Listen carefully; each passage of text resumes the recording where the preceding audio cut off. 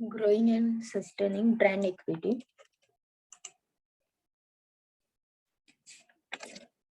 त्याच्यात पहिला पॉइंट आहे designing and implementing brand strategies. Brand architecture. Brand architecture is the structure of brand within an organizational entity. It is the way in which the brand within a company's portfolio are related to and differentiated from one another.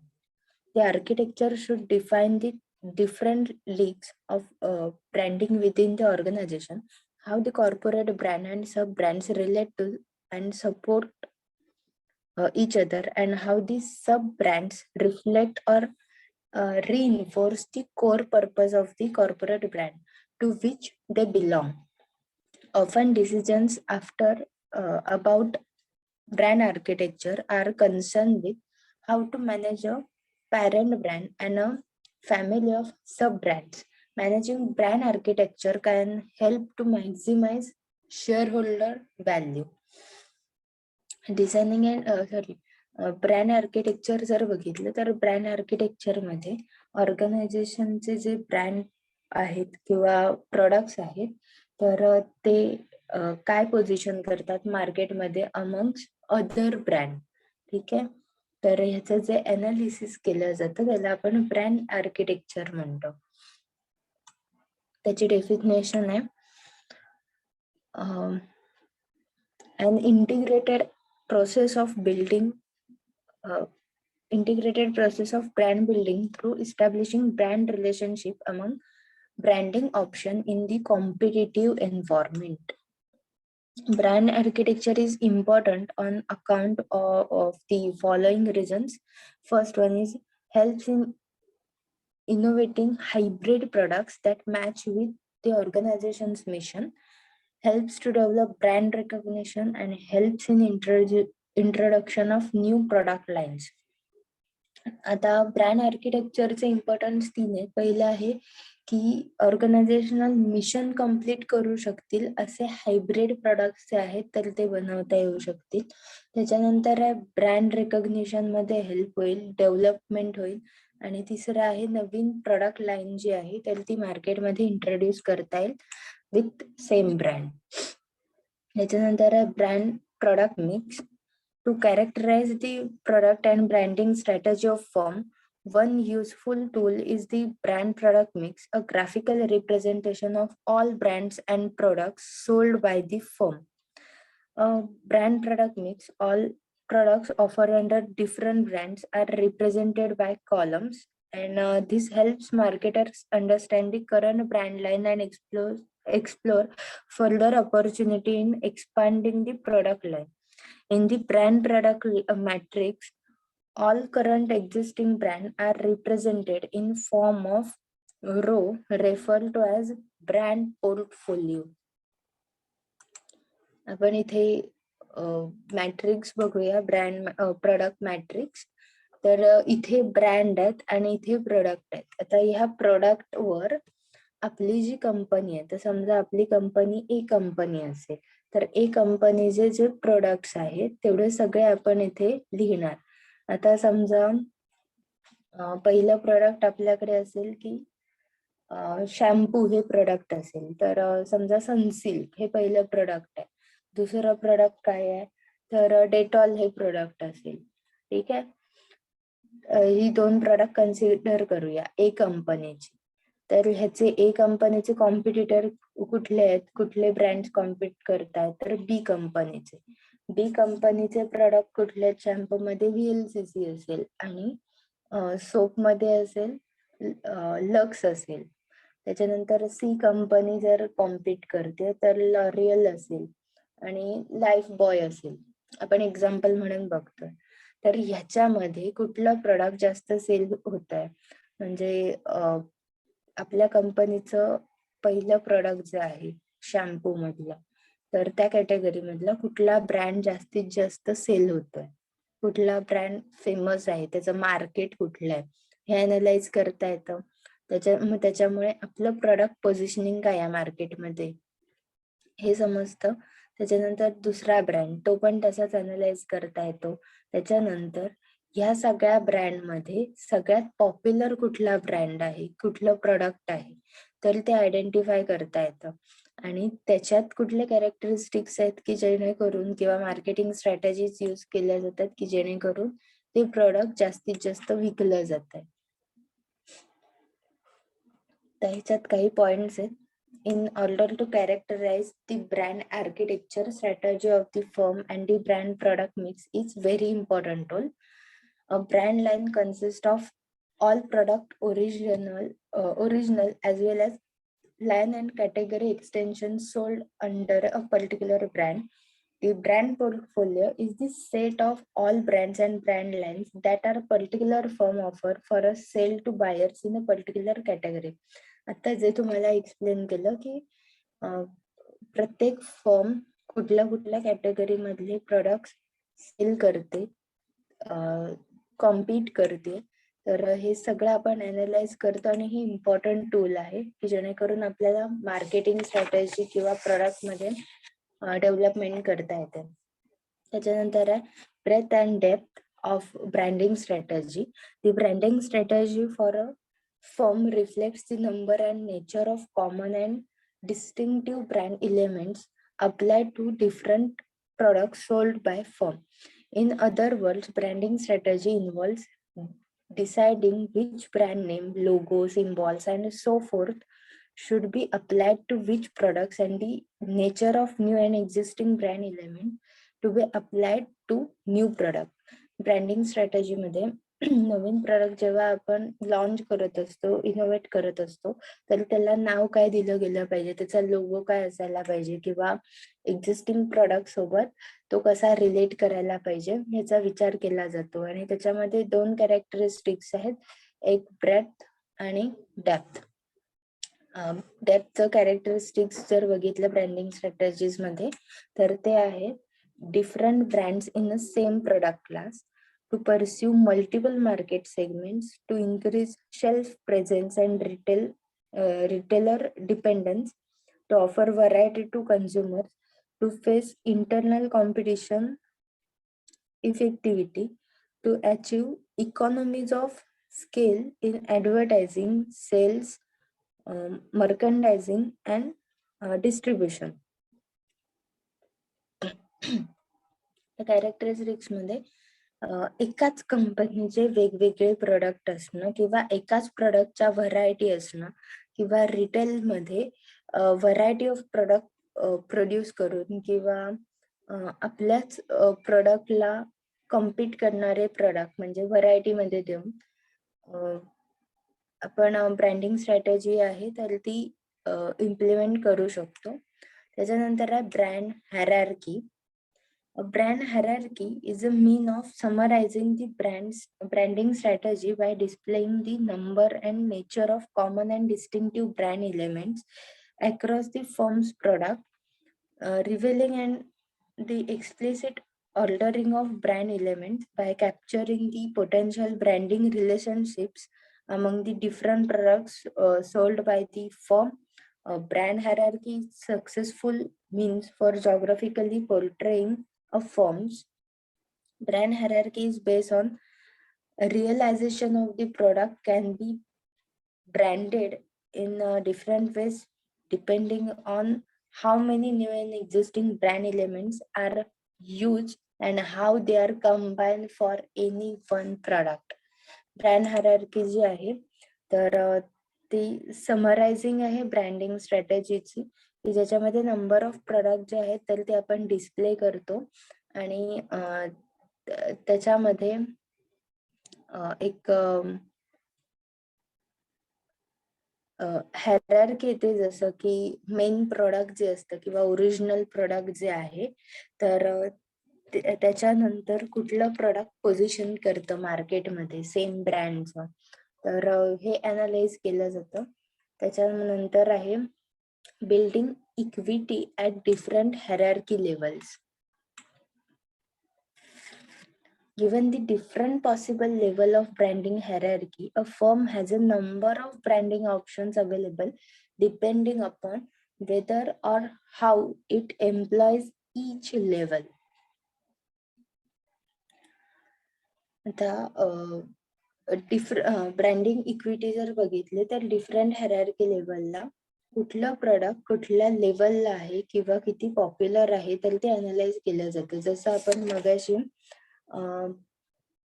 Brand product matrix बघितलं होतं की कंपनीचं प्रत्येक product मार्केटमध्ये किती नंबरला position करतं ही आपण अनालाइज केलं होतं. ते मॅट्रिक्स होतं हे हायरार्की वाईज अनालाइज करतो आपण.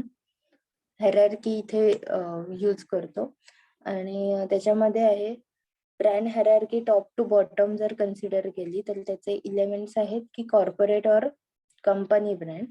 The highest level of hierarchy technically always consists of one brand that is corporate or company brand. म्हणजे त्या कंपनीचं किंवा त्या कॉर्पोरेटचं नाव, जसं की आपण नेस्ले हे नाव यूज करतो किंवा कॅडबरी हे नाव यूज केलं जातं त्या ब्रँडसाठी. त्याच्यानंतर आहे family brand level. It is also called the range brand or umbrella brand. It is used in one product category. For instance, Congra Healthy Choice family brand appears on a wide spectrum of food products, including packaged meat soups, breads, popcorns, and ice creams. Family brand level मध्ये ते number of product same category मध्ये produce करतात. Same category मध्ये म्हणजे आता health related जर एखादी production करणारी कंपनी असेल तर ते अजून प्रोडक्ट्स प्रोड्यूस करेल. जसं इथे काँग्राज हेल्थी चॉईस नावाचं जे प्रोडक्ट आहे तर त्याच्यामध्ये त्यांनी पॅकेज मीट सूप, त्याच्यानंतर ब्रेड्स, पॉपकॉर्न आणि आईस्क्रीम हे प्रोडक्ट्स जे आहेत तर ते प्रोव्हाइड केले. हे अंडर वन फॅमिली आहेत, अंडर वन रूफ प्रोड्यूस होणारे प्रोडक्ट आहेत. त्याच्यानंतर आहे individual brand level. They are restricted to only one product category. ह्याच्यामध्ये फक्त एकच प्रोडक्टचं प्रोडक्शन ते करतात, एकाच कॅटेगरी मधले प्रोडक्ट प्रोड्यूस करतात. आता याच्यात जर एक्झाम्पल घ्यायचं झालं तर जिलेट फक्त ब्लेडच प्रोड्यूस करतो. ठीक आहे. त्याच्यानंतर आहे modifier level. Helps to make products more understandable and relevant to consumers or even to the trade. Modifier refers to the word, phrase, or clause that functions as an adjective or adverb to qualifying the meaning of the other words. जेव्हा फॅमिलीमध्ये brand फॅमिलीमध्ये products produce केले जातात किंवा individual brand मध्ये सुद्धा variety तयार केली जाते, तर ती मार्केट करण्यासाठी किंवा त्याला ब्रँडिंग करण्यासाठी त्याला काहीतरी नाव दिलं जातं. ते नाव त्या ओरिजिनल प्रोडक्टच्या रिलेटेड असतं किंवा त्याच्यापेक्षा डिफरंट दिलं जातं, पण ओरिजिनल प्रोडक्टची आयडेंटिटी त्याला जोडली जाते की जेणेकरून हे सब प्रोडक्ट्स त्या ब्रँडचे आहेत हे लक्षात येईल. त्याच्यानंतर आहे product descriptor. It helps to consumer to understand what product is and what it does. It helps the consumer to know the position of the product in the market. Product descriptor मध्ये ब्रँडच्या नावावरून किंवा प्रोडक्टच्या नावावरून ते product कशाच्या related आहे हे कन्झ्युमरच्या mind मध्ये क्विकली आलं पाहिजे आणि त्या प्रोडक्टचे कॅरेक्टरिस्टिक्स पण समजले पाहिजे. प्रोडक्ट कसले आहे त्याच्यानंतर आपल्याला इझिली समजू शकतं की ते प्रोडक्ट आपल्याला काय युटिलिटी किंवा युसेज साठी यूज करता येईल आणि कुठल्या गोष्टीसाठी यूज करता येणार नाही. तर ह्याचं डिटेल डिस्क्रिप्शन जे आहे ते प्रोव्हाइड केलं गेलं पाहिजे आणि ते प्रोडक्ट मार्केटमध्ये काय पोझिशन करतोय, किती पॉप्युलर आहे, किती डिमांडिंग आहे. त्याच्यानंतर आहे meaning of cause marketing. Cause marketing is the marketing of for-profit product or business which benefits a non-profit charity or supports a social cause in some way. Cause-related marketing has been defined as the process of formulating and implementing marketing activities that are characterized by an offer from the firm to contribute a specified amount to a designated cause, with customers engaged in revenue providing exchanges that satisfy organizational and individual objectives.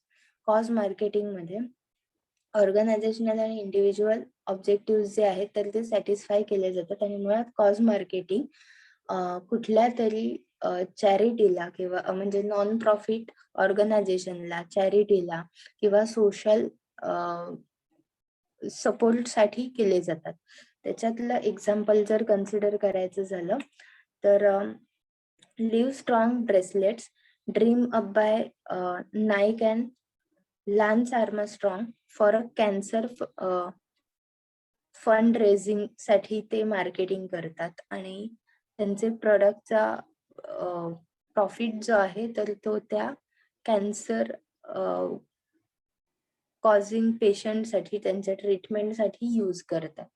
त्याच्यानंतर Dove campaign for a real beauty in conjunction with the Dove self esteem fund त्यासाठी use केले जातात. त्याच्यानंतर product red जे आहे तर ते AIDS TB आणि मलेरियाचे जे पेशंट आहेत त्यांच्या ट्रीटमेंटसाठी यूज केले जातात. तर हे जे आहे तर ते कॉज मार्केटिंग आहे की तुम्ही ते प्रोडक्ट परचेस केल्यानंतर तुम्ही त्या कॅम्पेन मध्ये इनडायरेक्टली इन्व्हॉल्व्ह होत असता, कारण तुम्ही स्पेंड केलेल्या मनी मधला प्रॉफिटचा जो शेअर आहे तर तो त्या चॅरिटीसाठी, त्या ट्रस्टसाठी कॉन्ट्रीब्युट होत असतो. अशा पद्धतीने ह्याच्यात मार्केटिंग केलं जातं. नेक्स्ट आहे advantages of cause marketing, building brand awareness. Brand जो आहे तर तो इझिली कंझ्युमरला त्याचं नेचर कळतं, त्यांच्या इझिली लक्षात राहतं आणि इझिली रिकॉल सुद्धा करू शकतात. त्याच्यानंतर आहे enhancing brand image. Brand image enhance होते कारण ते सोसायटीसाठी किंवा एनजीओ साठी वर्क करत असतात. तो एक बेनिफिट असतो. इस्टॅब्लिशिंग ब्रँड क्रेडिबिलिटी, त्या ब्रँडची व्हॅल्यू इन्क्रीज होते. त्याच्यानंतर आहे इव्होक ब्रँड फिलिंग, त्या ब्रँड बद्दलचे फिलिंग्स जे आहेत तर ते बिल्डअप होतात, कारण ते सोसायटीसाठी किंवा सोशल ग्रुपसाठी काहीतरी हेल्प करत असतात. त्याच्यानंतर create a sense of brand community. Brand community तयार होते, रेफरन्स दिले जातात. त्याच्यानंतर कंझ्युमर जे आहेत तर ते ऑनलाईन सुद्धा तुमचं प्रोडक्ट परचेस करायला स्टार्ट करतात, कारण म्हणजे लॉयल कस्टमर्स जास्त बनतात थोडक्यात. त्याच्यानंतर illicit brand engagement. Illicit brand engagement मध्ये पार्टिसिपेशन आहे कॉज रिलेटेड ऍक्टिव्हिटीज मध्ये, तर ते इन्क्रीज होतं आणि त्या पार्टिसिपेशन मध्ये कस्टमर ब्रँड लॉयल नाही तर ब्रँड अँबॅसिडर व्हायला लागतं इंडिव्हिज्युअल लेवलला. ठीक आहे, म्हणजे मी फक्त ह्याच कंपनीचं प्रोडक्ट यूज करतो असं आपण जे सांगतो तर ते आपण त्या ब्रँड अँबॅसिडर असल्यासारखे ट्रीट व्हायला लागतो. त्याच्यानंतर आहे ग्रीन मार्केटिंग. त्याचा सुद्धा एक स्ट्रॉंग इम्पॅक्ट पडतो. ग्रीन मार्केटिंग मध्ये एन्व्हायरमेंटला हार्म होणार नाही अशा पद्धतीचं मार्केटिंग आणि पॅकेजिंग आहे, तर ते अवॉइड केलं जातं. त्याच्यानंतर आहे डेफिनेशन ऑफ ग्रीन मार्केटिंग.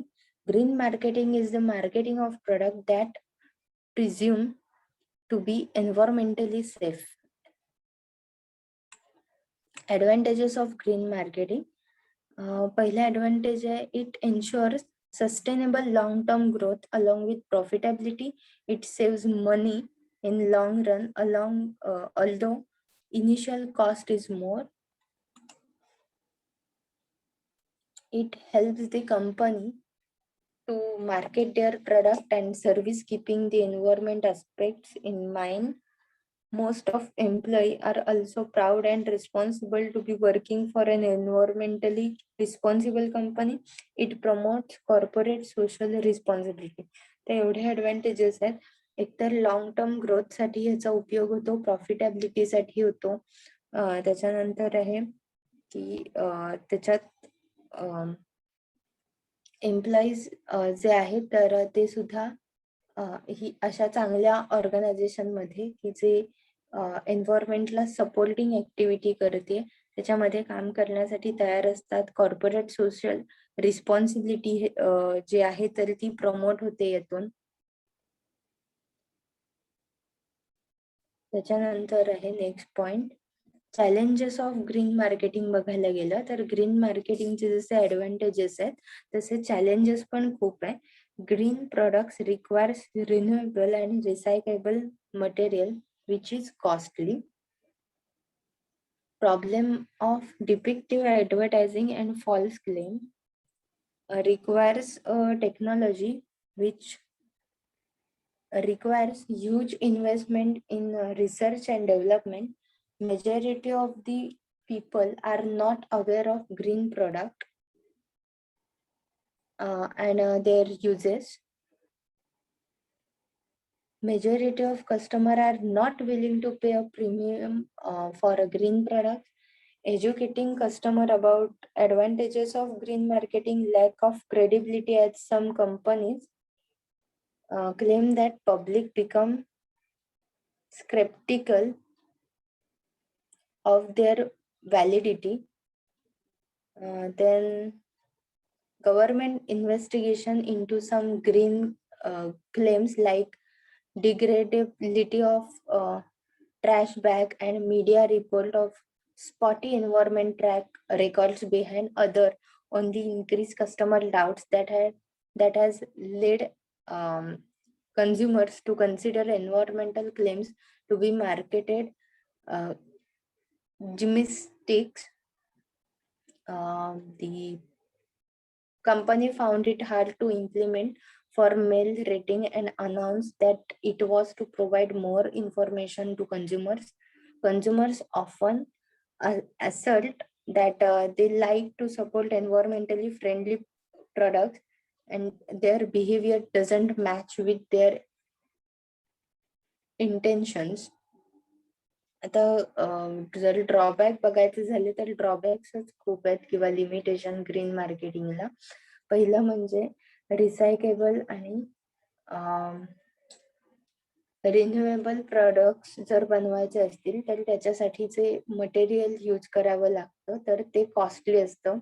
त्याच्यानंतर ऍडव्हर्टायझिंग मध्ये फॉल्स क्लेम केले तसं कन्सिडर केलं जाऊ शकतं. ह्यूज इन्व्हेस्टमेंट आहे टेक्नॉलॉजीमध्ये. कस्टमर्स इझिली ट्रस्ट करत नाहीत. कस्टमरला ग्रीन मार्केटिंगचा इम्पॉर्टन्स माहीत नसतो.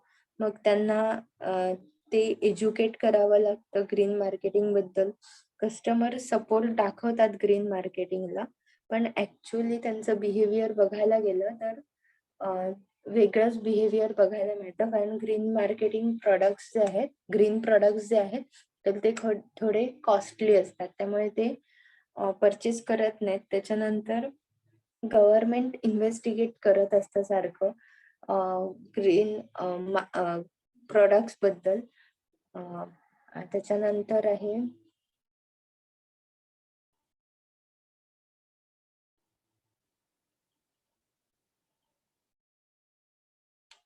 प्रोडक्ट्स कॉस्ट, प्रोडक्शन कॉस्ट जास्त लागल्यामुळे हे प्रोडक्ट जे आहेत तर ते कॉस्टली असतात.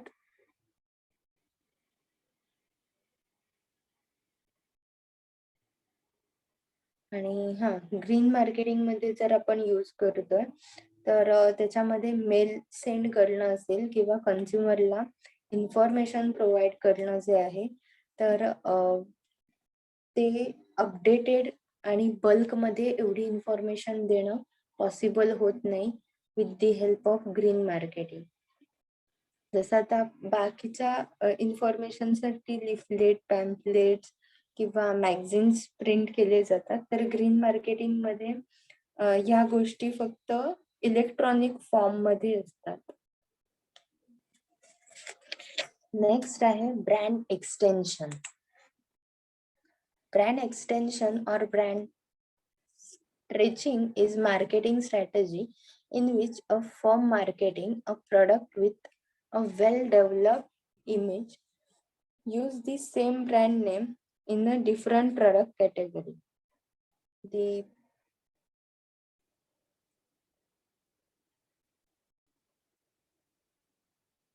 new product is called spin-off. The firm introduces new products. There are three choice of branding it. Development of new branding, brand individually chosen for a new product. Then application of one of the existing brands, combination of new and existing brands. त्या brand extension मध्ये same product जे आहेत तर त्याच्या variety तयार करणं म्हणजे brand line extension आणि कॅटेगरी एक्सटेन्शन मध्ये वेगवेगळे प्रोडक्ट जे आहेत तर ते इंट्रोड्यूस करणं. तर त्याच्यामध्ये 3 चॉईसेस असतात की एक तर न्यू ब्रँड इंडिव्हिज्युअलिटी आहे तर ती तयार करणं. त्याच्यानंतर एक्झिस्टिंग ब्रँडचं एक्सपान्शन करणं आणि न्यू प्रोडक्ट आणि एक्झिस्टिंग ब्रँड जे आहेत तर त्यांचं कॉम्बिनेशन करणं. 2 कॅटेगरी ज्या आता सांगितल्या ब्रँड एक्सटेन्शनच्या, तर लाईन एक्सटेन्शन आणि कॅटेगरी एक्सटेन्शन. लाईन एक्सटेन्शन मध्ये त्याचे व्हरायटीज ज्या आहेत तर त्या प्रोव्हाइड केल्या जातात किंवा न्यू मार्केटमध्ये सुद्धा एंट्री केली जाऊ शकते विथ दी सेम प्रोडक्ट और विथ न्यू प्रोडक्ट.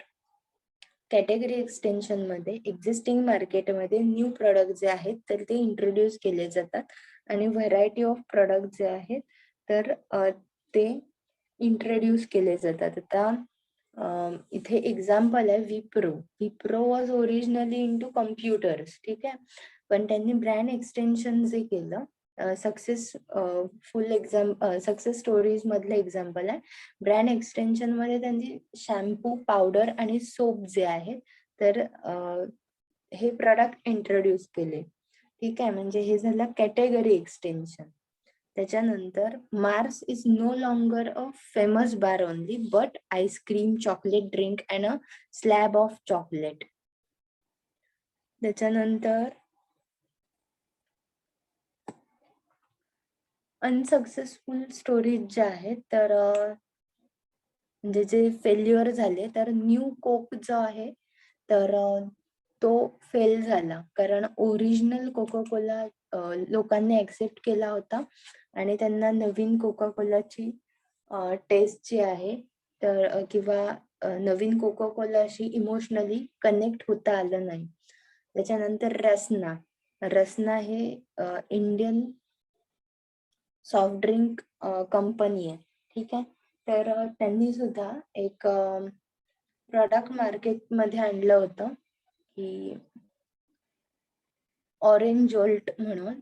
तर त्याच्यामध्ये ऑरेंज फ्लेवर आणि कार्बोनेटेड ड्रिंक होतं हे. तर हे लोकांनी रिफ्यूज केलं, ठीक आहे. किंवा अजून एक एक्झाम्पल सांगायचं झालं तर पॅराशूट ऑइल आपण ओळखतो कशासाठी, तर कोकोनट ऑइल साठी, ठीक आहे. पॅराशूट हा ब्रँड कोकोनट ऑइल साठी आपण ओळखतो. पण त्यांनी आल्मंड ऑइल मार्केटमध्ये आणलं होतं, पण आल्मंड ऑइल त्यांचं लोकांनी एक्सेप्ट केलं नाही, म्हणजे ते पण फेल झाले त्यामध्ये. त्याच्यानंतर आहे ऍडव्हान्टेजेस ऑफ ब्रँड एक्सटेन्शन. पहिला आहे फॅसिलिटेट न्यू प्रोडक्ट ऍक्सेप्टन्स. नवीन प्रोडक्ट इझिली ऍक्सेप्ट केले जातात बिकॉज ऑफ ओरिजिनल प्रोडक्ट जे आहे तर ते मार्केटमध्ये चांगलं पोझिशन झालेलं असतं. त्याच्यानंतर आहे इम्प्रूव्ह ब्रँड इमेज इम्प्रूव्ह होते. ग्रोईंग कंपनी आहे, एक्सटेन्शन होत आहे, ह्याच्यामुळे पॉझिटिव्ह इम्पॅक्ट होतो. त्याच्यानंतर आहे रिस्क रिडक्शन. रिस्क जी आहे तर ती बायफर्गेट केली जाते, रिस्क रिड्यूस होते कारण ऑलरेडी एक्झिस्टिंग मध्ये असतो ओरिजिनल ब्रँड. त्याच्यानंतर increase the probability of gaining distribution and trial. Distribution आणि ट्रायल जे आहे तर त्याची प्रोबॅबिलिटी इन्क्रीज होते, कारण ऑलरेडी ब्रँड जो आहे किंवा एक प्रोडक्ट जे आहे तर ते मार्केटमध्ये इस्टॅब्लिश झालेलं असतं, त्याचं डिस्ट्रीब्युशन चॅनल स्ट्रॉंग असतं तितकं, त्यामुळे न्यू प्रोडक्ट त्या मार्केटमध्ये पोहोचवणं इझी होतं. त्याच्यानंतर increase efficiency of promotional expenditure, promotional event जे आहेत तर आणि पुढचा पॉइंट पण कॉस्ट रिडक्शन आहे. दोन्ही पॉइंट एकत्र करायचे म्हटले तर प्रमोशनल इव्हेंटमध्ये सेम ब्रँडच्या अंडर बाकीचे ब्रँड्स पण आहेत तर ते प्रमोट केले जाऊ शकतात. त्याच्यानंतर आहे packaging and labelling efficiencies, identical packages बनवले जातात, लेबल्स आयडेंटिकल बनवले जातात त्या स्पेसिफिक ब्रँडचे. त्याच्यानंतर provide variety to the consumer, कन्झ्युमर्सना व्हरायटी ऑफ प्रोडक्ट अवेलेबल करून देता येतात. नेक्स्ट पॅरेंट ब्रँडला काय बेनिफिट होतात तर क्लॅरिफाय ब्रँड मिनिंग, की त्यांनी जो ब्रँड तयार केलेला असतो किंवा त्या ब्रँडचं जे मिनिंग असतं. आता मगाशी आपण जे एक्झाम्पल बघितलं की हेल्थ रिलेटेड प्रोडक्ट्स, ठीक आहे, मग हेल्थ रिलेटेड प्रोडक्ट्स मध्ये फक्त त्यांनी एकच प्रोडक्ट नाही, बाकीचे पण प्रोडक्ट प्रोव्हाइड केले, म्हणजे त्या ब्रँडचा मिनिंग जो होता तर तो क्लॅरिफाय केला. त्याच्यानंतर आहे enhance the parent brand image. Parent brand image जी आहे तर ती इन्हान्स होते, बिल्डअप होते अजून स्ट्रॉंगली. त्याच्यानंतर increase market coverage, market coverage जे आहे तर ते इन्क्रीज होतं, म्हणजे तुमचं आता एकच प्रोडक्ट मार्केटमध्ये नसतं, multiple products with same brand name मार्केटमध्ये अवेलेबल असतात. रिव्हायटलाइज दी ब्रँड, रिन्यू करू शकतो आपण brand after a certain period.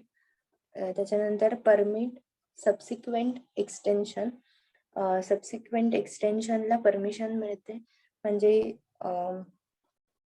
Acceptance जो आहे लोकांचा टुवर्ड्स न्यू प्रोडक्ट, त्याच्यामुळे आपण अजून काही नवीन प्रोडक्ट इनोव्हेटिव्ह आणि क्रिएटिव्ह करू शकतो. त्याच्यानंतर डिसएडव्हान्टेजेस ऑफ ब्रँड एक्सटेन्शन बघितलं तर कॅन कन्फ्यूज कस्टमर्स, की ते कन्फ्यूज होऊ शकतात की हा ब्रँड नक्की कुठले प्रोडक्ट प्रोड्यूस करतो.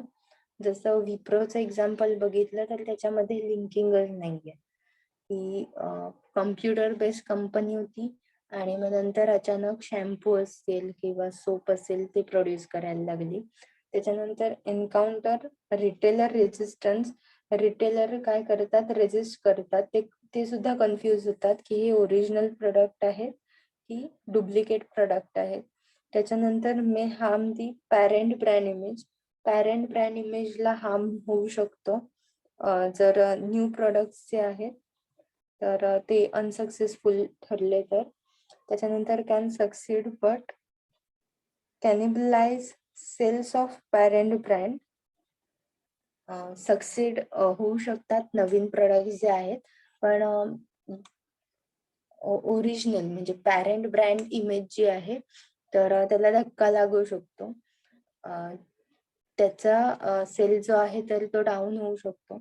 त्याच्यानंतर आहे मे डिमिनिश दी ब्रँड आयडेंटिफिकेशन, ब्रँड आयडेंटिफिकेशन जे आहे तर ते डिमिनिश होऊ शकतं बिकॉज ऑफ न्यू प्रोडक्ट्स, त्याचं आयडेंटिटी जी आहे तर ती लॉस होऊ शकते, त्याच्यामुळे मिनिंग लॉस होऊ शकतं. कॅन डायल्यूट ब्रँड मिनिंग, जे आता बोलले की ब्रँड काय प्रोव्हाइड करतोय हे जे प्रॉमिस केलं जातं, जसं हेल्थ रिलेटेड प्रोडक्ट, पण ते जर फेल झाले असतील तर ब्रँडचं मिनिंगच काही राहणार नाही मार्केटमध्ये. त्याच्यानंतर आहे can cause the company to forgo the chance of developing new brand, company नवीन ब्रँड डेव्हलपमेंटचा चान्स जो आहे तर तो लूज करते.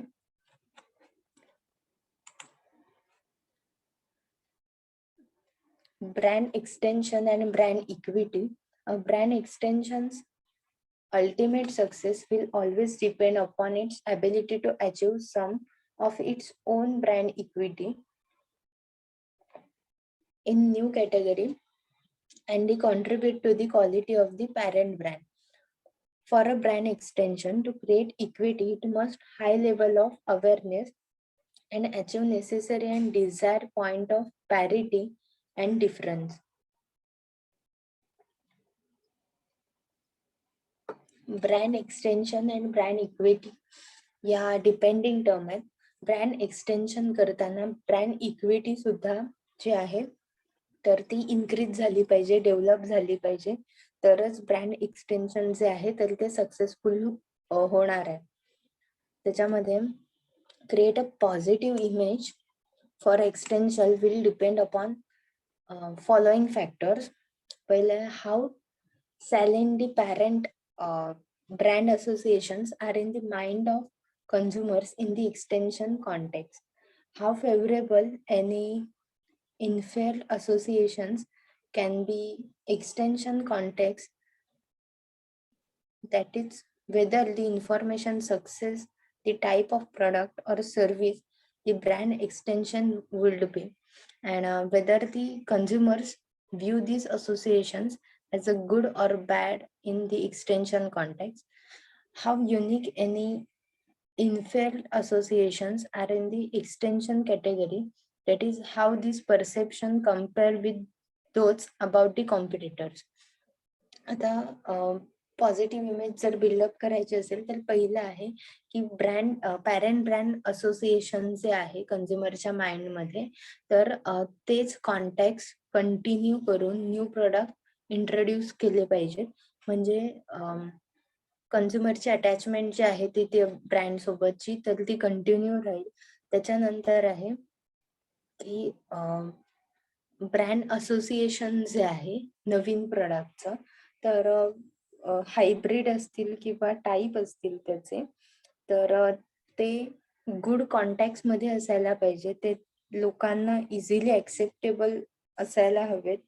त्याच्यानंतर युनिक प्रोडक्टचे प्रोड्यूस केले जातात किंवा विथ युनिक कॅटेगरी, तर कॉम्पिटिटर्स जे आहेत तर त्यांच्यापेक्षा युनिक किंवा त्यांच्यापेक्षा जास्त काहीतरी तुम्ही ऑफर केलं पाहिजे, तरच ब्रँड एक्सटेन्शन आणि ब्रँड इक्विटी जे आहे तर ह्या दोन्ही कंडिशन फुलफिल होणार आहेत.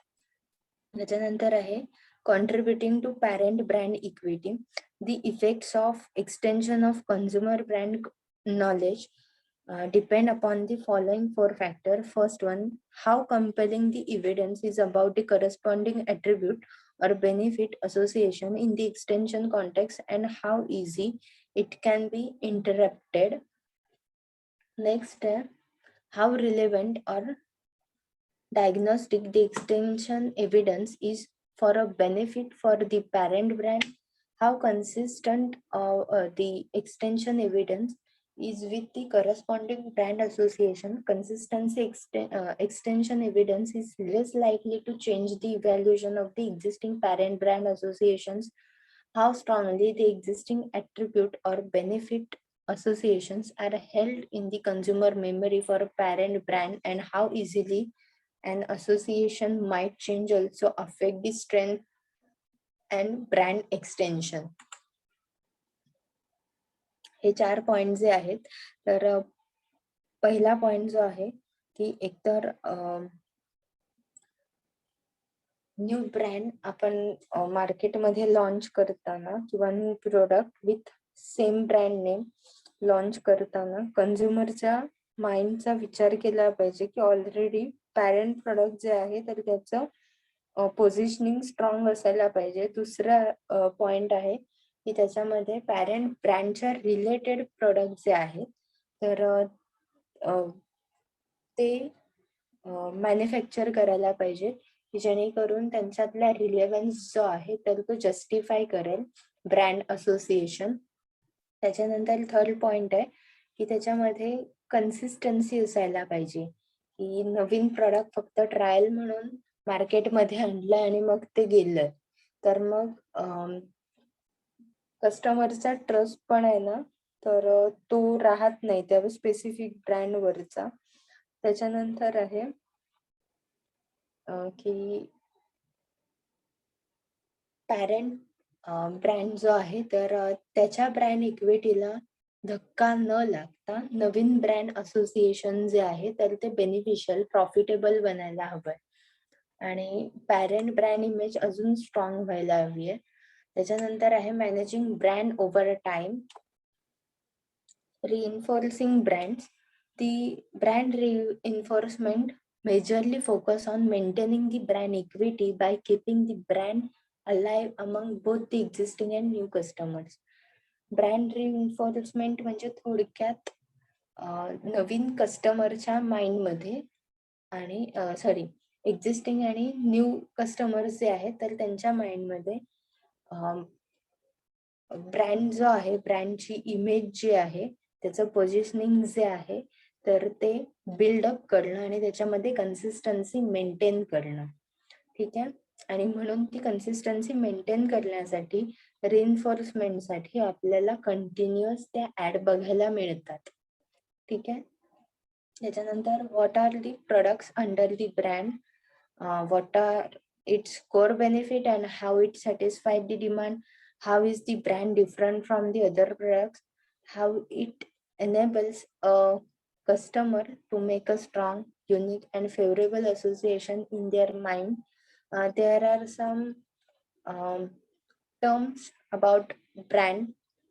ठीक आहे, की ह्या सगळ्या गोष्टी ज्या आहेत तर त्या ब्रँड रिइन्फोर्समेंट मध्ये यूज केल्या जातात.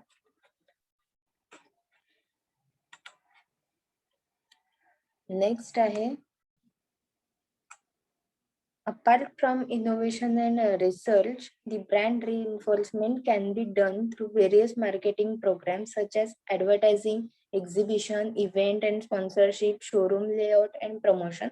Advertising tool मध्ये आपण बघितलं की TV, internet, billboards, radio advertisement आहेत, बुलेटिन्स आहेत. ठीक आहे. एक्झिबिशन्स मध्ये एक्झिबिशन्स तुम्हाला माहिती आहेत की वेगवेगळ्या कंपनीची किंवा प्रोडक्टची एक्झिबिशन्स असतात की जिथे त्यांचे सगळ्या टाईपचे आणि व्हरायटी ऑफ प्रोडक्ट अवेलेबल असतात. त्याची डिटेल इन्फॉर्मेशन प्रोव्हाइड केली जाते कंझ्युमरला, ट्रायल सुद्धा प्रोव्हाइड केले जातात, डेमॉन्स्ट्रेशन दिले जातात. त्याच्यानंतर आहे इव्हेंट आणि स्पॉन्सरशिप प्रोग्राम्स. मग स्पोर्ट्स असतील किंवा political rallies, education, award function जे आहेत तर याला स्पॉन्सरशिप प्रोव्हाइड करणे जेणेकरून brand awareness and brand positioning जे आहे तर ते होऊ शकेल. त्याच्यानंतर शोरूम की त्या पर्टिक्युलर ब्रँडचेच प्रोडक्ट सेल आउट करणारे आउटलेट्स. त्याच्यानंतर प्रमोशन्स मध्ये स्पेशल ऑफर्स असतील, फ्री बायज असतील, डिस्काउंट्स असतील, गिफ्ट पॅक्स असतील ते प्रोव्हाइड करणं. त्याच्यानंतर आहे रिव्हायटलायझिंग brand. The brand revitalizing is marketing strategy adopted when the product reaches the maturity stage of the product life cycle and profit have fallen drastically. It is an attempt to bring the product back in market and secure the source of equity that is customers. थोडक्यात brand जो आहे तर तो मार्केटमध्ये position होतो. आपली product life सायकलची maturity stage जी असते तिथे तो ब्रँड पोझिशन झालेला असतो आणि अचानक त्याचा प्रॉफिट मध्ये ड्रास्टिकली लॉस व्हायला लागतो. ठीक आहे. प्रॉफिट कमी कमी व्हायला लागतं. मग अशा वेळेला तो ब्रँड मार्केटमध्ये नव्याने लॉन्च करावा लागतो. त्याच्यात नवीन बेनिफिट्स, नवीन कॅरेक्टरिस्टिक्स ऍड करायला लागतात, नवीन कॅम्पेन करायला लागतं आणि तो पुन्हा मार्केटमध्ये पोझिशन करायला लागतो जेणेकरून एक्झिस्टिंग कस्टमर आणि न्यू कस्टमर्स जे आहेत तर ते पुन्हा तो ब्रँड परचेस करतील. त्याच्यामध्ये following are the reasons for revitalizing the brands. पहिला आहे इन्क्रीज कॉम्पिटिशन. कॉम्पिटिशन इन्क्रीज झालेत मार्केटमध्ये, बरेचसे कॉम्पिटिटर आहेत, त्यांचे प्रोडक्ट्स वेगवेगळे कॅरेक्टरिस्टिक्स असतील, युटिलायझेशन आहे तर त्याच्यामध्ये व्हरायटी आहे, युनिकनेस आहे, त्यांना कम्पीट करण्यासाठी रिव्हायटलाइज केले जातात. त्याच्यानंतर आहे ब्रँड रिलेव्हन्स. त्याच्यामध्ये मार्केट कॅप्चरिंग साठी खूप इम्पॉर्टन्स होतो की त्याच्यामध्ये क्रिएटिव्हिटी आणि इनोव्हेशन जे आहे तर ते करावं लागतं ब्रँडमध्ये after a certain period of time, because demand and need are changing continuously. त्याच्यानंतर आहे ग्लोबलायझेशन. ग्लोबलायझेशन हा इंटिग्रल पार्ट आहे बिझनेसचा, की ग्लोबली जसजसे चेंजेस होतात, टेक्नॉलॉजिकल असतील किंवा एन्व्हायरमेंटल चेंजेस असतील, त्याचा इम्पॅक्ट सुद्धा बिझनेसवर होत असतो. त्याच्यामुळे ग्लोबलायझेशन हे पण एक रिझन आहे. मर्जर अँड ॲक्विजिशन आहे, की जेणेकरून हायब्रिड प्रोडक्ट किंवा कंबाईन प्रोडक्ट्स जे आहेत तर ते सुद्धा मार्केटमध्ये येतात, किंवा दोन कंपन्या एकत्र आल्या असतील तर मग त्यांचं प्रोडक्ट डिझाईन चेंज होऊन त्यांना काहीतरी चांगलं क्वालिटेटिव्ह प्रोडक्ट प्रोव्हाइड करता येईल ह्याच्यासाठी ते रिवायटलाइज करतात. त्याच्यानंतर आहे टेक्नॉलॉजी. टेक्नॉलॉजी रॅपिडली चेंज होतीये, त्याच्यामुळे टेक्नॉलॉजीमुळे सुद्धा प्रोडक्ट रिन्युएशन होतं. लिगल इश्यूज आहेत, कॉपीराईट किंवा बँक करप्सी आहे, की ज्याच्यामुळे ब्रँडला किंवा ऑर्गनायझेशनला लिगल प्रॉब्लेम फेस करायला लागू शकतात. त्याच्यानंतर आहे वेज टू रिवायटलाइज ब्रँड. पहिला आहे usage of product can be increase, की त्या प्रोडक्टचा यूज जो आहे तर तो वाढवता येईल. फॉर एक्झाम्पल, ते हेड अँड शोल्डरचं एक्झाम्पल दिलंय, की डॅन्ड्रफ रिमूव्ह करता येईल. ठीक आहे काय आहे, शॅम्पू हे प्रोडक्ट आहे, कशासाठी यूज केलं जातं तर हेअर वॉशसाठी, पण त्याच्यात स्पेशल बेनिफिट त्यांनी जे ऍड केलंय की डॅन्ड्रफ जर असेल तर हा शॅम्पू यूज करा आणि डॅन्ड्रफ रिड्यूस होईल. त्याच्यानंतर आहे एक्सप्लोरिंग दी अनटॅप मार्केट. न्यू मार्केटमध्ये तुम्हाला एंट्री करता येते, किंवा इथे त्यांनी एक्झाम्पल दिलं जॉन्सन अँड जॉन्सनचं, की ह्या प्रोडक्ट लाईनचं जे मार्केटिंग करतात की प्रत्येक आईची चॉईस. ठीक आहे, ह्या पद्धतीने ते मार्केटिंग करत असतात. त्याच्यानंतर आहे रिपोझिशनिंग. रिपोझिशनिंग मध्ये 4 P's मार्केटिंग मिक्सच्या यूज केले जातात. Product, price, place, promotion. पुन्हा मार्केटमध्ये लॉन्च झालेले प्रोडक्ट जे आहेत तर ते नवीन कॅम्पेन सकट प्रमोट केले जातात. त्याच्यानंतर आहे augmenting the product and services. त्याच्यामध्ये कस्टमरला जे एक्सपेक्टेड नाहीयेत अशा सर्व्हिसेस किंवा असे प्रोडक्ट त्यांना देणं, किंवा त्यांच्या एक्सपेक्टेशन पेक्षा जास्त काहीतरी त्यांना प्रोव्हाइड करणं. फॉर एक्झाम्पल, सर्फ एक्सेलचा 1 kg जो पॅक आहे, ठीक आहे, तर त्याच्यासोबत ते एक प्लास्टिक कंटेनर प्रोव्हाइड करतात, म्हणजे त्यांना दुसऱ्या कुठल्या तरी कामासाठी तो यूज करता येईल प्लास्टिक कंटेनर, किंवा सर्फ एक्सेल त्याच्याच मध्ये त्यांना ठेवता येईल. म्हणजे प्रोडक्ट काय आहे, सर्फ एक्सेल. एक्सपेक्टेशन काय असणार आहेत की Surf Excel for washing purpose साठी आपण यूज करणार आहोत, परचेस करणार आहोत, पण त्याच्यासोबत एक कंटेनर पण फ्री मिळतोय. त्याच्यानंतर आहे involvement of customers. Involvement of customers मध्ये त्यांच्याकडून फीडबॅक घेतले जातात त्या प्रोडक्ट अँड सर्व्हिसेस बद्दल. नेक्स्ट आहे building global customer base, brand equity. त्याच्यात 10 पॉइंट्स आहेत आपले. पहिला आहे understand the similarities and differences in global branding landscape. Globally आपण आता प्रोडक्ट्स सेल करू शकतो, परचेस करू शकतो, तर ह्या ऍक्टिव्हिटीमध्ये मार्केटिंग करताना किंवा प्रोडक्ट सेल आउट करताना काही लिगल इश्यूज असतात, त्या कंट्रीचे त्यांच्या कन्सेप्ट असतात, त्यांचे कल्चरल बॅकग्राऊंड असतात तर हे कन्सिडर करता आले पाहिजेत. त्याच्यानंतर आहे avoid shortcuts in brand building. Brand building मधले शॉर्टकट्स अवॉइड करायचे. तो ब्रँड बिल्डअप होण्यासाठी तो वेळ जाऊन द्यायचा, नाहीतर जितक्या फास्ट तो ब्रँड बिल्ड होईल त्या मार्केटमध्ये तितक्या फास्ट तिथून डिमोनिश होईल. त्याच्यानंतर establish marketing infrastructure. A critical success for any global brand is there manufacturing, distribution, logistical advantages. तर तिथलं मार्केटिंग इन्फ्रास्ट्रक्चर जे आहे तर ती स्ट्रॉंग बिल्ड करायला लागेल. फॉर एक्झाम्पल मॅन्युफॅक्चरिंग असेल, तिथलं डिस्ट्रीब्युशन चॅनल आहे, त्याच्यानंतर लॉजिस्टिकल सप्लाय आहे, म्हणजे डिलिव्हरी चॅनल्स असतील तिथली, किंवा रिटेल शॉप्स असतील. त्याच्यानंतर एम्बेरेस इंटिग्रेटेड मार्केटिंग कम्युनिकेशन.